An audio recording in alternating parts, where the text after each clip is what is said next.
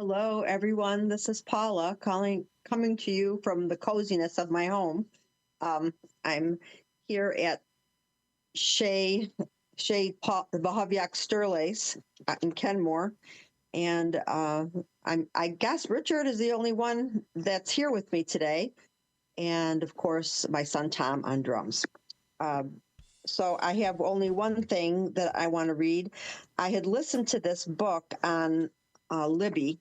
It's Eckhart Tolle. It's A New Earth. He's kind of a spiritualist, but he's also kind of into the Eastern philosophies of being in the moment and getting rid of your ego, not being attached to things like that. It's a kind of a healthy philosophy, although it gets a little wackadoodle sometimes. But there is something I wanted to read from this particular book. This is Eckhart Tolle, A New Earth. Whoops, A New Earth. How am I doing that wrong? A New Earth, Awakening to Your Life's Purpose. And I thought Richard would like this as well. So he's talking about the earth, the world the way it is. He said, the physical needs for food, water, shelter, clothing, and basic comforts could be easily met for all humans on the planet, were it not for the imbalance of resources created by the insane and rapacious need for more, the greed of the ego. It finds collective expression in the economic structures of this world, such as the huge corporations, which are egoic entities that compete with each other for more. Their only blind aim is profit.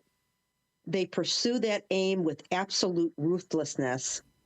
Nature, animals, people, even their own employees are no more than digits on a balance sheet, lifeless objects to be used then discarded.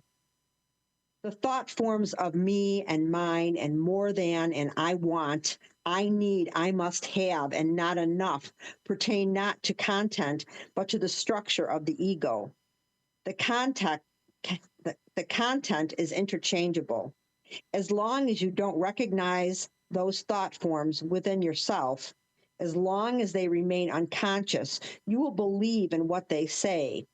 You will be condemned to be acting out those unconscious thoughts, condemned to seeking and not finding, because when those thought forms operate, no possession, place, person, or condition will ever satisfy you. No content will satisfy you as long as the egoic structure remains in place. No matter what you have or get, you won't be happy. You will always be looking for something else that promises greater fulfillment, that promises to make your incomplete sense of self complete and fill that sense of lack you feel within. Well, I guess I need some context for this. Okay. He feels that this ego that we carry around with us identifies with things outside of us. But there is an underlying, he talks about this in terms of philosophers. Like Spinoza had the precept, I think, therefore I am. Those thought forms operate. Oh, and so he said that, I'm trying to remember which philosopher. Oh, Sartre. Sartre came up with a more complicated version of that, which is it's not the thought that makes me who I am. It's the thing that knows I'm thinking. So there's a thing that behind your thought. Right. Yeah. Right. And I thought that was a fascinating concept because there is that knows you think. And that is what Tolle is trying to get at. Wait, let me fix this A more here. complicated version of that, which There. is How do you shut this thing it's off? not the thought that makes me who I am. It's the thing that knows I'm thinking. So there's a thing. There's an echo in here. Yeah. You're hearing yourself from the past. There you go. Okay. All right. I just want to see if anybody leaves any comments. Yeah. Okay. So the whole thing is he wants people to identify with that thing that sees that you're thinking and not your thoughts alone, because your thoughts alone are confusing and can get can almost become addicted to your thinking. So, it's a kind of an interesting idea, but he also talks about the things outside of ourselves, like that we identify with. Like, for instance, this is my fancy car, and this fancy car is an extension of me. So it defines me. And if you lose that fancy car, it becomes problematic for you because you lose a piece of yourself. And he's saying that creates suffering. So, I mean, it's very Eastern philosophy, like Buddhist philosophy. You can see that in there, can't you? Sure. Yeah. So he talks a lot about getting rid of, and he uses this word, and I looked it up because I didn't think it was a word, egoic. He uses egoic, and it's not really a technical word, but it fits in with the way he writes. And I've tried, he's a little odd guy, he's this little German odd guy. And I've watched a couple things on YouTube with him talking, and he's either the most peaceful person or the most, it's like sedated person. But I I find his ideas interesting, even though sometimes they're a little wackadoodle. This was what I got. I was listening to it on Libby, and so many things were like passing me by without me being able to take notes on them. Well, wait a minute. You showed me the book, though. So I know. You got the printed version, and you were listening to the audio version. I listened to the audio version, but I felt like I needed to review it. So I asked Greg for a copy of this for my birthday in October. So I just started reading it now because I was in the middle of I reread the trial. And in my version, Richard, they don't hand him a gun. What do they do at the end? It's a new translation. These two guys are carrying him out to this bridge, and they kill him with a knife. Oh, they kill him. Yeah, they kill him with a knife. They don't let him execute himself. Okay. No, they kill him. I see. And it's even a little shady whether or not these are people from the court system or these are just criminals. You don't really get the impression. They could be either. They could just be some creepy guys. But it was such an odd book.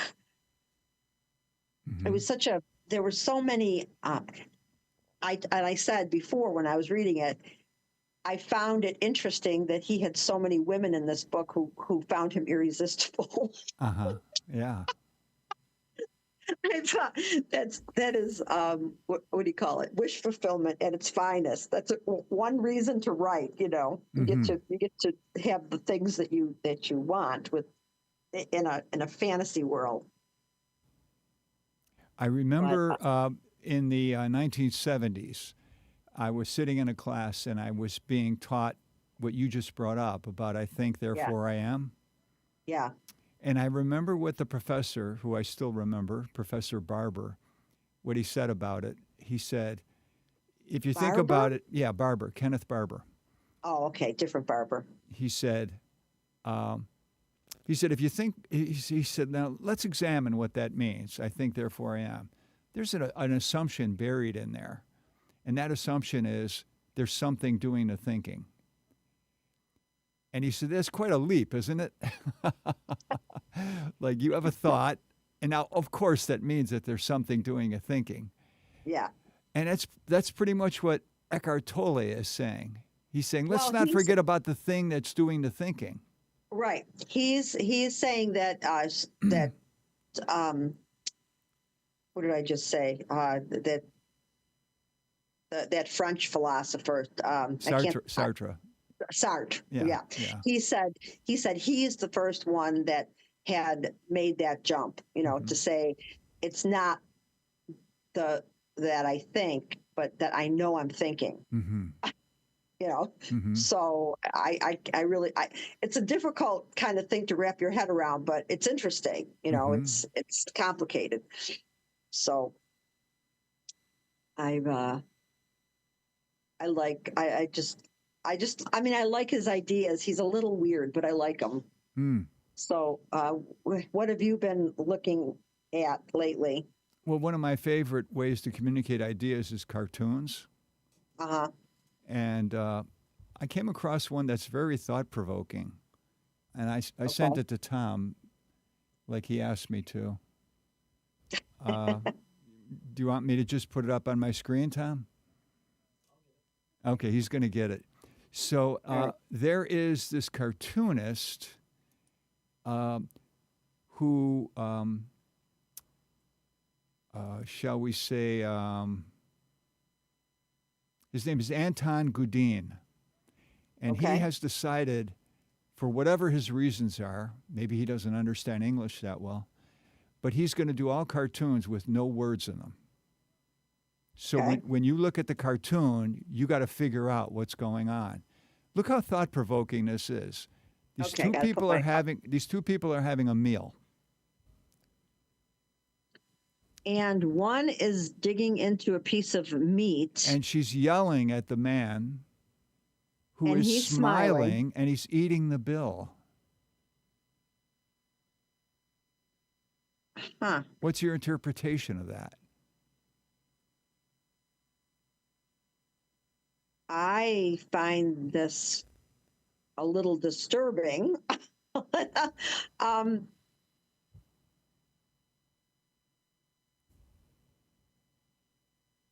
is he is he somehow trying to? Well, is she yelling, or is she just she? Yeah, it looks like she's yelling. They got those lines around her head. Yeah. Um, he's ignoring her obviously, but him eating the bill is. What do you think it means? I Okay. don't have a Well, good you can. interpretation. I've asked people, and what I like about this cartoon is the way people interpret it will tell you things about the way they see the world. Yeah, of course. Uh, for example, our friend Mr. Walker, he interpreted the bill that the reason that the guy is smiling is because he's cutting the bill in half. Even, I don't know how he got. I don't know how he got that. Meaning, he's going to spring it on her at the end of the meal that you got to pay for half of this. Yeah, I don't see that. I don't either. I see that he is he is willing to put up with anything to have this woman in his life. Like, he can't afford two meals.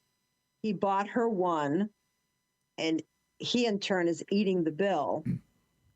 Now, And no matter what she's like, no matter how much of a pain in the ass she is, uh-huh. he feels that it's worth it because he's got someone in his life. And that's why it was disturbing to me that he would not have been more discerning in his choice of dining partners. Mm-hmm. See, yeah, I guess you're right. I guess it tells you something about the people who. Do you have an interpretation? I do, but I want to tell you other people's interpretations Okay, also. all right. This person, who we both know, said that the cartoon, the cartoon says that men pay the bills and most women bring nothing to the relationship except sex, unreasonable demands, and bitching. Sex is then used as a weapon of manipulation to gain those unreasonable demands.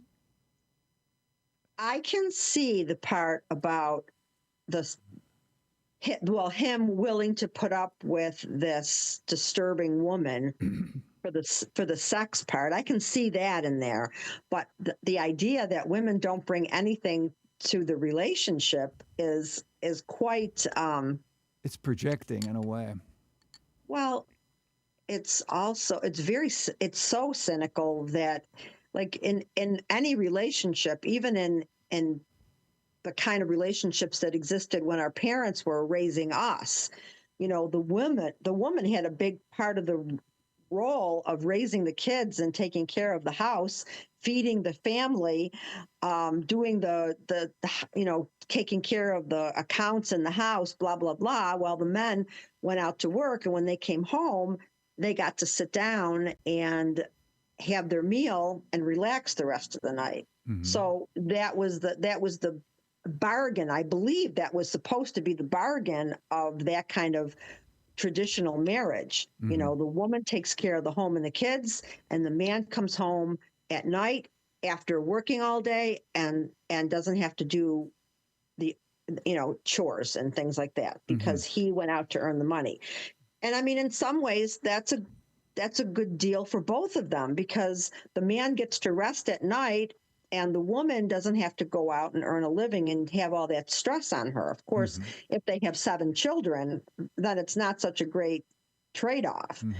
If there's 1 or 2 kids and she doesn't want to go out to work, then it is a good trade-off. There's a lot of work to do in a house, but it can be done in a reasonable amount of time, and you too will get free time. And that's the idea behind it. But I don't know if that ever happened, because once a woman is attached to the homemaking thing and that's her whole responsibility, sometimes she gets too fussy about the details. If you go out and work, you can't be fussy about the details. So you're not, anyway, I don't see any situation. I mean, I've seen individual situations where one partner does not bring anything to the relationship, but I don't see that as a general rule. I mean, do you? No, I'm sort of anti-generalization. Yeah. So yeah, that was a pretty harsh commentary. So my interpretation is I want to know what the woman is saying, because that is the key to that cartoon. She might have a justifiable grievance, or she may not. That's true. That, what, you're right about that. And that's not something I considered when looking at that, especially since, well, maybe even, you know what? Even now that I'm looking at it from your perspective, he may be somehow making fun of her or making light. He could be listening to her grievance and saying, wow, you really think that's a problem? Yeah. And then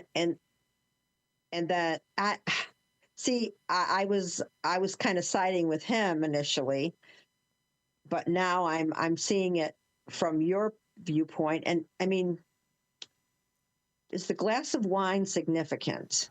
Wow. I hadn't thought of that. Is there anything in that wine that we should know about? Now, and what is that little white thing on the table next to the paper? It's a plate, maybe? No, there's like a little tiny dot next to the glass of wine. Is that you anything? Got good eyes. I don't know. I don't know. Tom, you got any thoughts on what the little dot is? I don't see a dot. Oh, okay. Oh, maybe I got something on my phone. But yeah, I don't know. Do you find this funny? Well, I mean, it's supposed to be a comic. Do you find it funny? Oh, I think there's plenty of cartoons that are not meant to be funny. They're meant to convey meaning that doesn't have to necessarily be funny. Usually there's like an irony or something to it. And in this case, maybe there is some. They don't give any. The cartoonist doesn't give an explanation. Correct. I mean, I know you say. Yeah, Mr. Goodiem does not talk about what these things mean.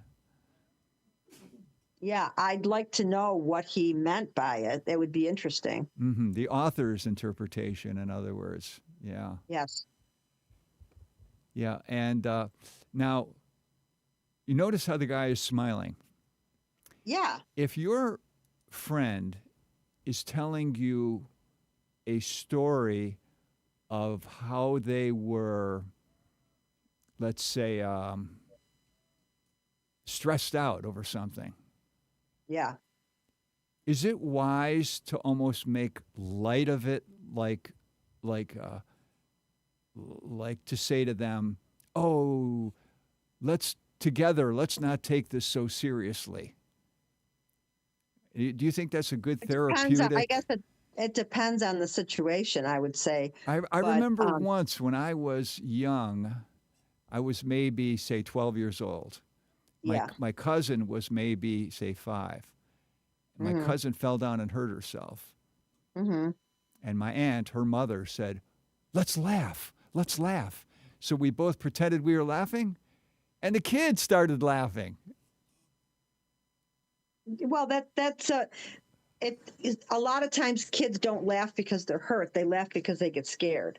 Mm. So, maybe in that case, because the child, she could tell the child wasn't really hurt, Mm-hmm. and she wanted to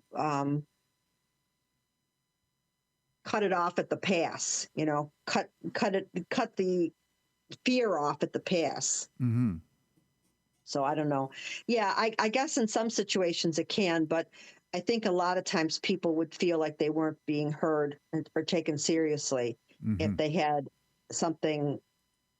And in that case, you don't know like you said, you'd like to know what that woman's saying. Mm-hmm. And I noticed something else when you had it up there is both of their cheeks were red. Mm. I wonder, Well, he's got the same thing too. yeah, both of them. Like I would think when I looked at her, I thought maybe that was, how blood rushes into your face when you're angry, Yeah. but he's got the same thing. Mm-hmm. I don't know. I don't, I mean, I don't know if it is thought provoking, but I don't know if I have a good interpretation of what this guy was trying to say by that. Would you like to see another cartoon by Anton Godim? Sure. Let's see if it makes any more sense to Okay, me. Tom's going to work on it. He's got a plan. Yeah. Did anybody chime in on what they thought it meant No, no, we online? haven't gotten Yeah, any I guess comments yet. we're alone now. I guess we're alone now. Okay. Good song. Is that in your book? I think we're alone now. No, but it could be. No, this is Okay. clever. He doesn't get any the homeless man doesn't get any contributions when he uses his hat. So he converts he instead holds a little miniature Oh, wishing and well. cut it right, because people throw coins into Right. fountains. Yeah, it's like if it's a hat, it doesn't have any symbolic meaning to the passersby. But if So it's a they're making wishing well, oh, they're going to get a wish out of it. yeah, yeah. I guess that makes more sense to me.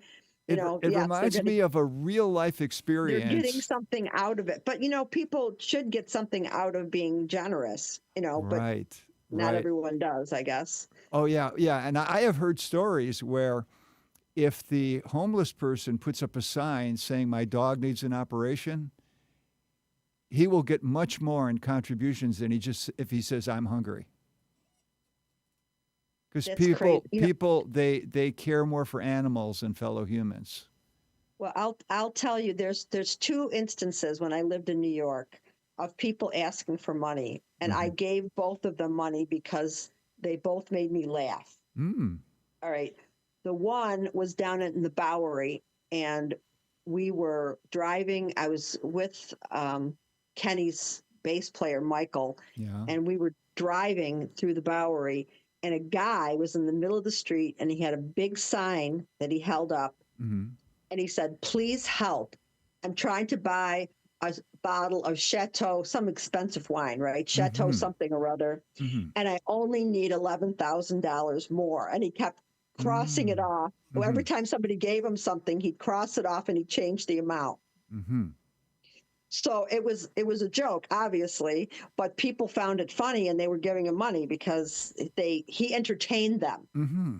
Hmm. And then another time I was on the subway and a man came on dressed as a space alien. No, there were two times. One time the guy was dressed as a space alien, and he came on and he said, "My spaceship broke down. I need money to buy plutonium for my spacecraft so I can go home."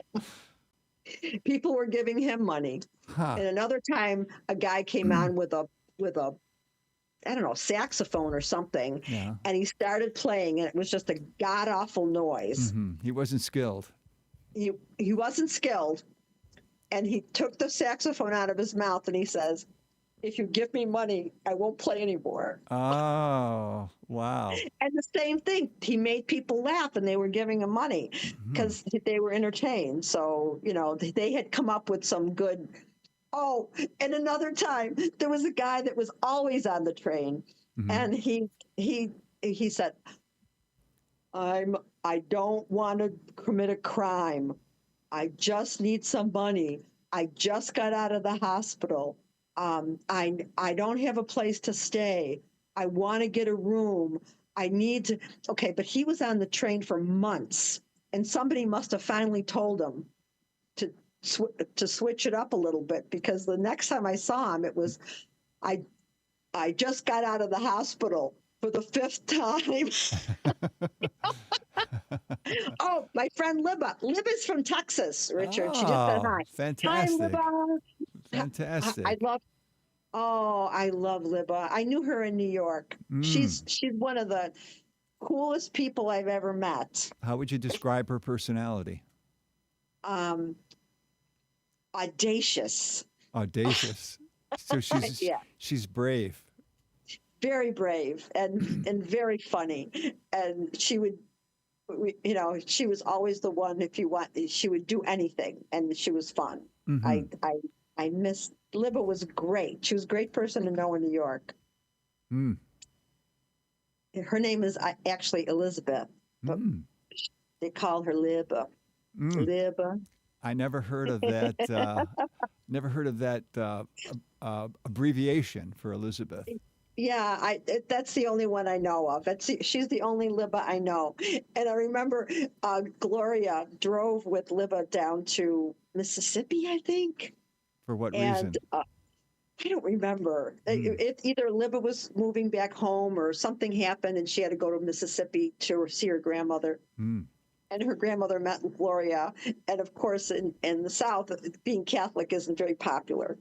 So Gloria remembers Libba's grandmother saying, "You know, I know you're Catholic, but I do like you." Or something like that. Does Libba have a Southern accent? Yes. And I found out she's the one who it's when you were moving back to Texas. She's the one I found out that people in New York, they think if you have a Southern accent, that you are not smart, which is totally wrong. I mean, Libba's really smart, and she would really use that on people because she just fight back. But it turns out that if you have a British accent, even if you're as dumb as a box of rocks, they think you're part of the royal family. And so that's what I used to do. If I needed directions, I would pretend I was British. And then people would just like go out of their way to help me. But it never occurred to me that people thought people with a Southern accent weren't smart, and until I was hanging around with Libba, and she was like just blasting them. It was great. It was so much fun to watch. That's interesting. You know, someone was a guest on a Think Twice radio show, and she said that throughout her whole life she's always worked as a waitress because the money can be fantastic. Oh yeah, and she said if she moved and she had to get a different job or whatever to another city, she had a foolproof way of getting hired. She would walk into the interview and pretend she had a British accent. Oh, wow. And she said that always put her at the top of the list. And then after she got hired, it didn't matter anymore. Yeah, once you were there for about a month, you didn't have to pretend anymore. Yeah. Yeah, and I don't know. And when I was working at Forbes where I met Libba, Libba was, I think she worked in I think Liv worked in marketing. Did you? I don't remember. I think she worked in marketing. Um, there was a girl that came, and she was from Scotland, but she was going to Cambridge, and she was an intern. And so the she was trying to make conversation with people, but she had this English, Scottish English accent, Sure. and everybody was treating her like she was royalty because that's what people do in New York. Mm-hmm. And so one day she came up to my desk and she said, Paula, I'm not going to do that. Paula, she says, do you have a rubber? And I'm like, a rubber? Really? And she says, the thing so I handed her a rubber band because I didn't know what she wanted. Yeah. And she says, no. She says, the thing on the end of the pencil. Mm. And I said, oh, you want an eraser? Mm-hmm. I said, never ask anybody if you can borrow a rubber because that's a prophylactic. Mm-hmm. Nor should she say what she would do with the eraser. Because they don't erase, they rub out. Ah. Yeah. Oh, that's right. So we became friends because she says, everyone here treats me so differently. She says, they won't. And she asked me, she says, does the fitness instructor, does he fool around? And she was attracted to him. And I said, he's married, but I don't know if he fools around. She says, I've been dying to ask somebody that question. So it was a great place. That was really an interesting place to work. But yeah, my friend Phyllis, she moved to England, and she said that she got a job teaching at a college, and all these students signed up because they wanted to hear her American accent. Isn't that interesting? Well, she was very pretty too, though, wasn't she? Well, that's in the eye of the beholder. She's was a tall blonde, wasn't she? Nope. Oh, okay. I'm thinking of someone else. And she also said there are unusual terms in England that we don't have, and vice versa with America. Like in England, you don't say sneakers. You know what they call sneakers? Is it tennis shoes or something? Skechers. Oh, and there's a brand of sneakers called Skechers. Maybe that's where they got it from. Yeah. Well, also, fanny. The nice word for your behind, fanny. That's a nice word. It's a nice. I mean, it's a nice word for a person's backside. Mm-hmm. It means it's the rudest way of saying a woman's front parts in England. Mm. So if you go and you say, I fell on my fanny, it really, it's a very rude thing to say. But you said it's a nice way to refer to it. No, but in the United States. Oh, I see. But in England, it means it's like the C word. Oh, I see. So it makes a difference. Mm-hmm. Yeah, all different kinds of things like that. But it was fun because her name was Josie, and she ended up living with me for one summer because my daughter used to go to Buffalo to be with her father. So I had a spare room. And so she lived with me for a summer, and we had because she came back the next year as an intern, and we had a great time. She was, I'm still in touch with her. She was living in Hong Kong for a long time, and I always thought I would visit her, but of course that never happened. It's just expensive. But so anyway, we've killed a lot of time on my Forbes years. But what else is on your list? Let me see here. I have a lot of things on my list.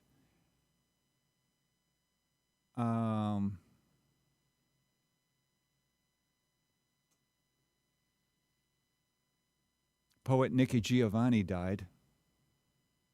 Nikki Giovanni is? In the poetry community, she would be there aren't that many real famous poets in America, as opposed Yeah. to Russia, because Uh-huh. we don't value poets that much. Right. But we still have poets that, like, they'll when they send a poem to American Poetry Review, it'll get published. Yeah. That Yeah. kind of thing. I Yeah. don't know her. Is she more of an academic poet? Well, I'll read one of her poems, Oh, and that you would be can nice. tell me if you consider her a insightful poet. Okay. Okay. Uh, Poetry is as necessary to life as salt is to stew, as garlic is to pasta, as perfume is to summer nights, as shaving lotion is to mornings, as your smile is to my happiness. Well, see, I guess what I mean by academic poetry is poetry that if you read it, I'm not going to understand it. Ah, that's what you mean by it. So I understood that poem. Uh-huh. So that's a people's poem. Mm-hmm. Like Bukowski is a people's poet, Right. And Wallace Stevens would be an academic poet. Yeah, I tried. I took that book of poems that we both like. That I can't remember the name of it. That small little thing, and I tried. I was reading it every night, reading maybe 2 or 3 poems, and some of the poetry was so dense and not digestible for me. Mm-hmm. That I kind of lost interest in going through it. I have several poems in that book that I love, but I don't know. I guess I don't appreciate poetry that is that takes too much effort to figure out what they're talking about. Mm-hmm. I can understand that. And I like some tone poems where they just use words as music, Mm-hmm. but I'm more interested in knowing about people's emotions and the way they perceive things. Mm-hmm. Like that poem you just read. Mm-hmm. She was talking about how she perceives the world, Mm-hmm. and that appeals to me more. Mm-hmm. So in that T.S. Eliot poem, I think it's the love song of J. Alfred Prufrock. Yeah. He starts out the poem by quoting Dante in Italian, and he doesn't tell you what the translation is. So in a way, he's like saying, "Look, I'm an academic poet, and I want it on the table to start." Yeah, See? I don't like. I mean, Saul Bellow. No, wait a minute. Saul Bellow will often quote things in other languages and not give you the meaning. Mm-hmm. And I mean, now it's easy to go to a computer and get the meaning of that. But I think it to me it's highfalutin. Mm-hmm. It's not. Who are you writing for? Yeah. Are you writing for the people? I mean, I'm not saying the lowest common denominator, Mm-hmm. but not everyone speaks French or Spanish or can read Latin. Mm-hmm. And I think if you're going to use a phrase in Latin, please tell me what it means. Mm. Why would they use the Latin? Well, I mean, if it's something from Seneca or something, like they'll put the Latin version in there.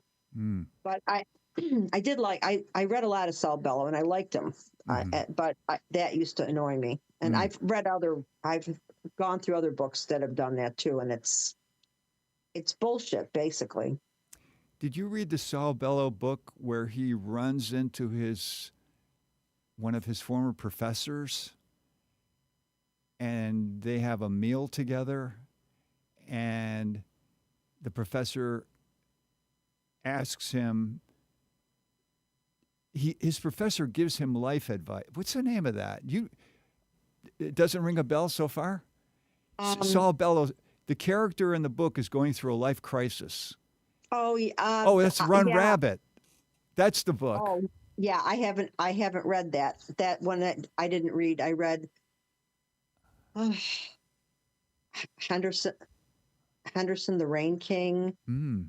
um, and there's a few more. But that was back in my 20s when I first started reading Hmm. seriously.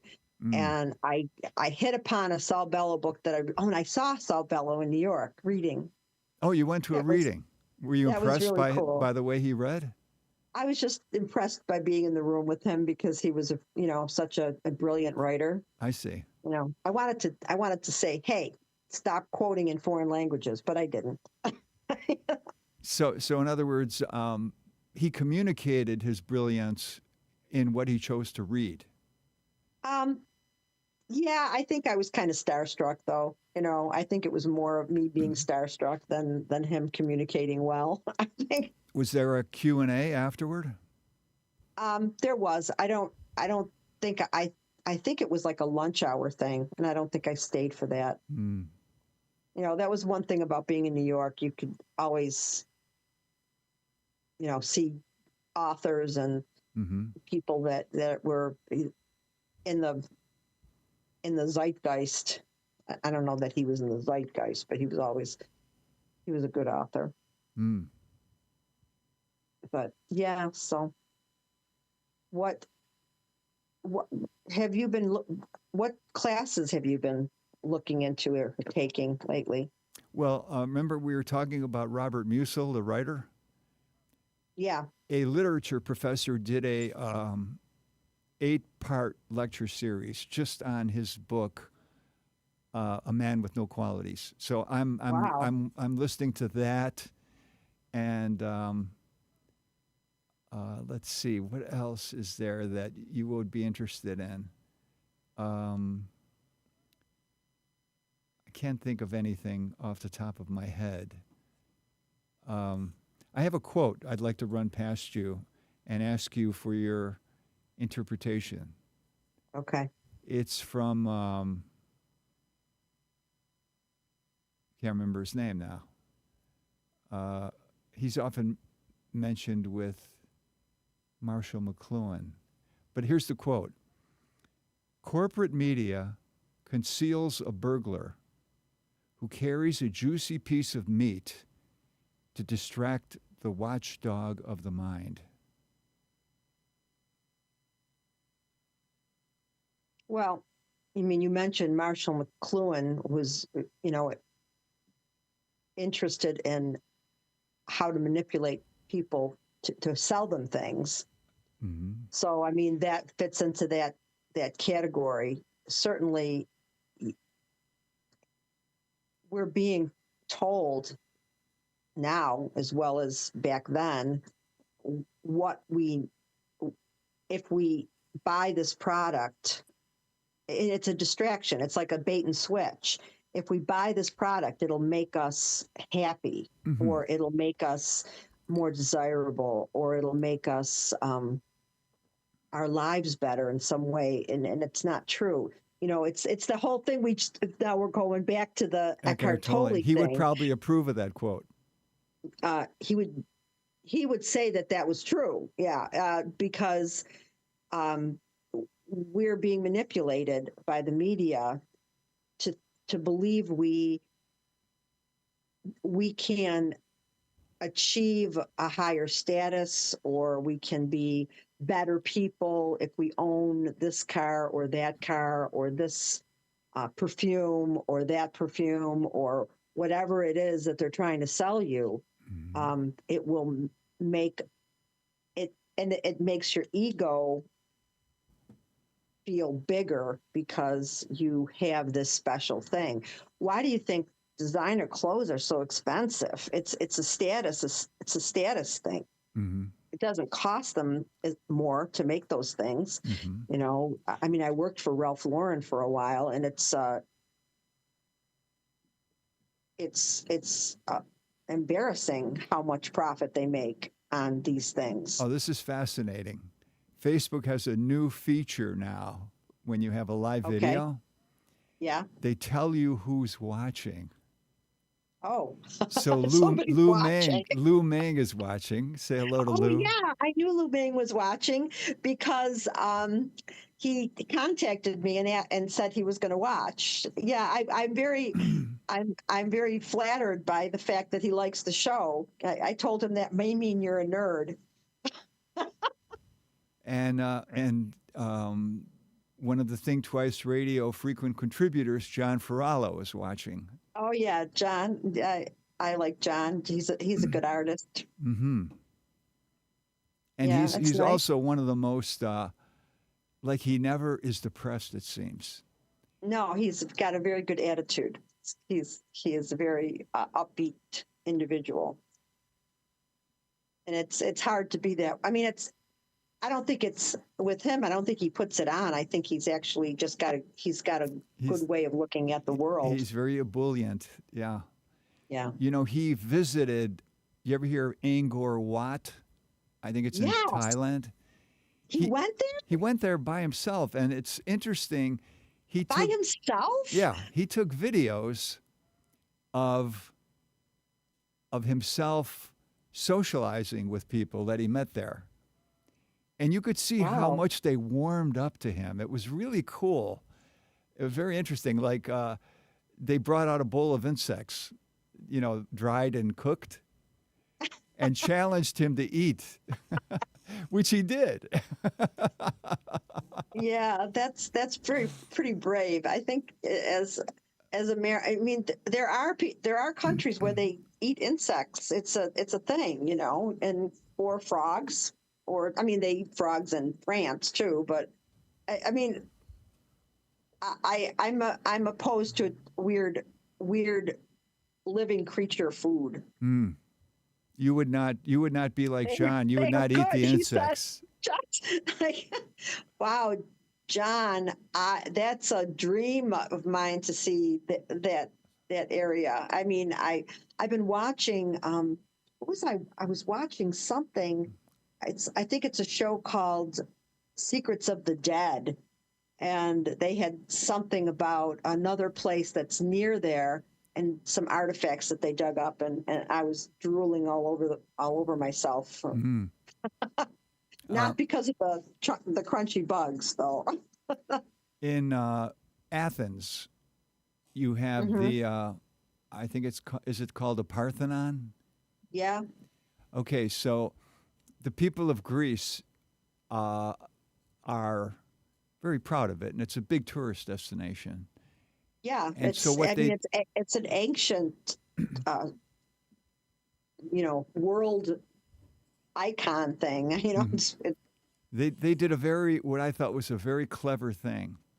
They renovated the steps where you walk up so that it's an easier climb and they're not so precarious. They put in Yeah. a nice sidewalk around the Parthenon, which the purists said you shouldn't do. But the people of Greece said you got to have a nice sidewalk for people to walk we around. want people to see it. Yeah. Then they set up a little museum next to the Parthenon where you can go and look at the history of it. Uh-huh. In the museum, this is brilliant. In the museum, there's a display that is totally empty. And there's a sign above the display. In this area, we will display the frieze, that went on the Parthenon. Yeah. That was stolen by England and Yeah. and they refused to give back to us. Yeah. I That's in thought, their what a museum. beautiful way to get your point across. Like, Yeah, come on, I England, know. we're still waiting. It's famous. It's a very famous, and there's been a big dispute about that for years. England But- often says, look, we have it in a climate controlled area. We've been taking care of it. Nothing's going to happen to it. It's a very stable country. You don't have to worry about being conquered or anything. I think they gave some stuff back to some African country recently. Oh, did There they? was a big controversy, and they gave the stuff back. It's colonialism. They have a lot of stuff from India. They've got a lot of stuff from African countries. Mhm. And the archaeologists that go in and do these digs, they take ownership, I guess. I I mean, things have changed. You can't just go in and do that anymore. But in the 19th century, Right. it was a free for all. Oh, sure. And the archaeologists at that time said if we don't remove these, they're going to get busted up because this is a Yeah. very unstable country. Which is sort of like saying if your neighbor's house is burning down and you go and get the photo album, does that photo album belong to you? In a No, way, you it save doesn't. you save it for the family, right? Exactly. Yeah. Yeah. But the okay, but in some cases, like in Afghanistan, where the Taliban went in Yeah. and destroyed those Buddhas that Yeah. were Yeah. huge, and oh my gosh, and then in Turkey too, there was something that was destroyed. these criminals who are destroying this cultural heritage in these countries, they're madmen because they're thinking they have some kind of religious significance. They don't really have religious significance anymore. What they have is cultural significance. Oh, that's an And, interesting distinction. Yeah. and they're and it shows something of our past and what people were capable of doing. And I mean, I guess because I am someone who is really fascinated by ancient history, Mm-hmm. the idea that we would destroy things like that, or anyone would destroy things like that, is just abhorrent. Abhorrent? Is that the word? Mm-hmm. What's the word I'm looking for? Abhorrent. Abhorrent. It's an H, not a Yeah. B. Well, you left out the H. Abhorrent. Yeah. I Abhorrent, don't you know where the said. B came from. I guess but that's so. I don't think was Greece that unstable when they took the frieze out of the Parthenon. I don't see that Greece was unstable like that. They weren't destroying their own artifacts for certain. Well, where is a historian when you need one? I don't know. I don't have one here. Mm.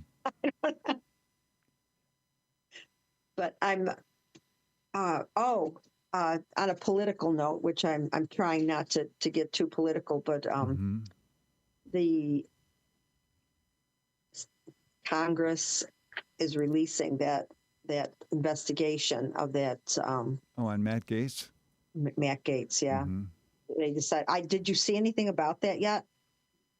You mean, like, I don't know anything about what the investigation says. Is that what you're asking? Yeah, Matt Gates. Apparently, he was having sex with minors, and there were drug. He's out of Congress now. He has a show now on one of those right-wing news networks. Uh-huh. Uh-huh. So he can't be kicked out anymore. But Mm-hmm. I don't know if they can bring criminal charges based on what happened. But I just heard about it on NPR. Mm. You want to talk about the killing of the CEO of the healthcare company? Yeah, I mean, we can talk about that. I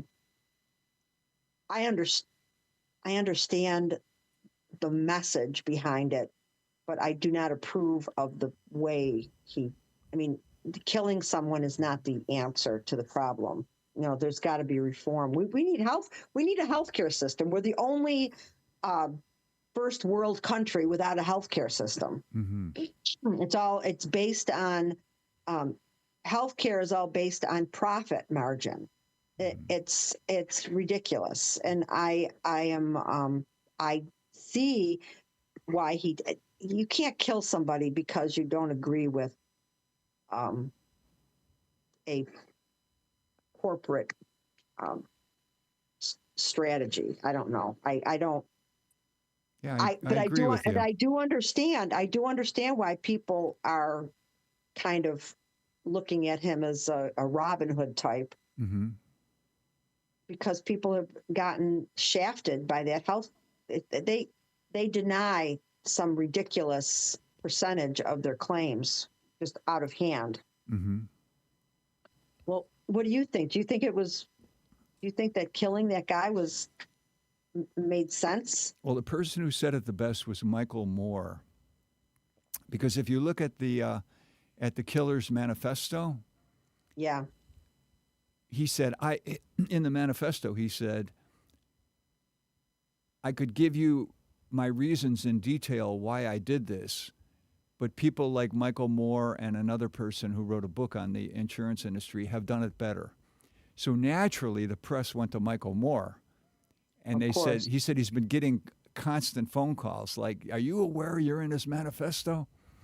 So he wrote a letter to the New York Times, and he said, here's my views on the killing. Do you want to publish it? And of course, the New York Times did. But Right. he is such a good writer. You want to hear what he said?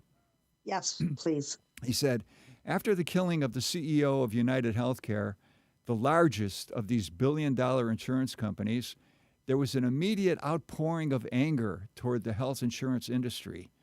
Some people have stepped forward to condemn this anger. I am not one of them.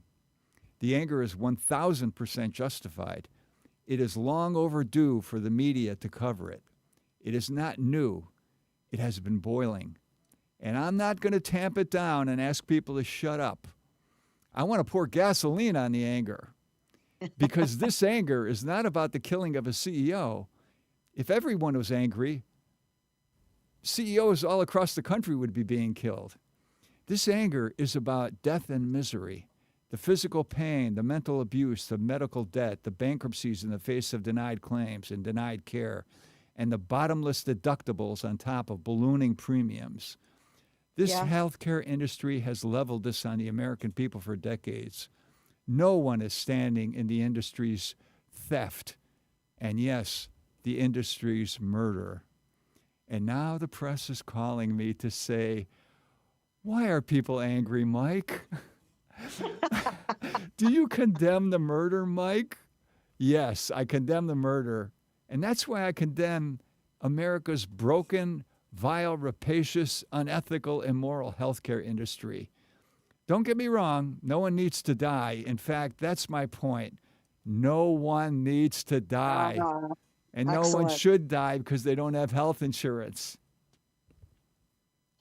That's, this year has been a real challenge for me medically because of the fall I took last Christmas. Mm-hmm. And I am very grateful that I had comprehensive coverage, because we just slipped under the income level, and plus it was COVID, and somehow I ended up with Medicaid based on our income level. If I would not have had that, there's no way we would have been able to keep our house. Wow. So, thank you. So I am very grateful that I had that. I think I'm losing it though, because I had to recertify, and I don't think we qualify anymore. But at least for this year, which was when it was very necessary, I was able to, because I have to go to physical therapy twice a week, and it's $30 for a copay if I didn't have this extra coverage, and that's $60 a week. That's So you're not paying the copay, the insurance? No, I don't have to, because I have comprehensive coverage because of our income. But it's like $240 a month I'd be paying for copays to go for physical therapy, and that's beyond our ability. So I know. I mean, I see people come in who have copays and who have to cut their treatment short because they can't afford it. Mm-hmm. And I see people who like just getting surgery. My surgery, I looked at how much it cost. It was ridiculous. That's why people go to foreign countries and have medical care, because it's cheaper to fly to a foreign country and get medical care in a place where it's not extravagant like it is here. Mm-hmm. But things change, and I can see where people are angry. People have to stop getting treatments for for necessary things because they can't afford it. Mhm. You know, nobody should lose their house because they don't have health insurance. Goodbye. All right. Thank you very much for joining us. And Richard, thank you so much for accommodating me. And thank you, Tom. Love you.